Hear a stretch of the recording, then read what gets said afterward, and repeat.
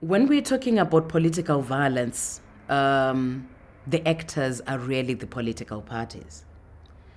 So I think over the years we have recognized that the main political parties have been at each other's throat, even prior to the year 2000. And I think from the year 2000 to date, we note that there is a lot of conflict between Zanu-PF supporters and also supporters of the Movement for Democratic Change, led by Morgan Tsvangirai.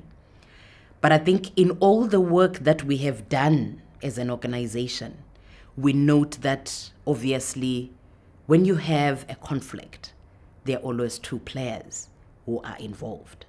But I think we have also recognized that in a lot of the situations, we recognize that Zanu-PF is the major perpetrator, although we note of the perpetration of violence caused by supporters of the Movement for Democratic Change. But in that situation, obviously, they are the minor perpetrators. And we also discover that in terms of being victims, the Movement for Democratic Change supporters are the majority victims in this instance. And those of Zanu-PF would be the minor victims of political violence. And I think over the years we have recognized that there are cases of murder that have taken place, cases of rape that have taken place, malicious damage to property, and we have thousands and thousands of cases of harassment and intimidation.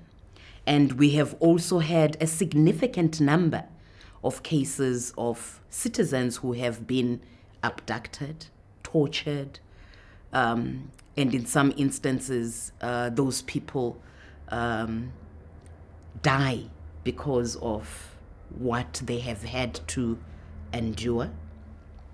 And so those are some of the cases that we have noted. And I think I've already spoken about how some people are denied food.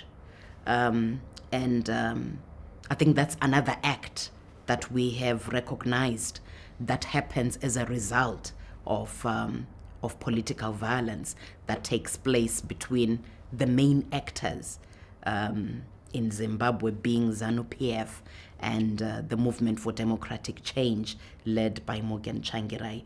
But I think there's also a significant number of cases where we find state agents being involved in violence on the side of Zanu-PF, because we have also recognized that there is a thin line between that party and also the activities of the state. And what we have also recognized is the selective application of the law. If probably the victims of the violence want to seek to get redress, probably through the police, usually the response from the police has really been, I would say, probably lukewarm, and in most cases, nothing at all happens.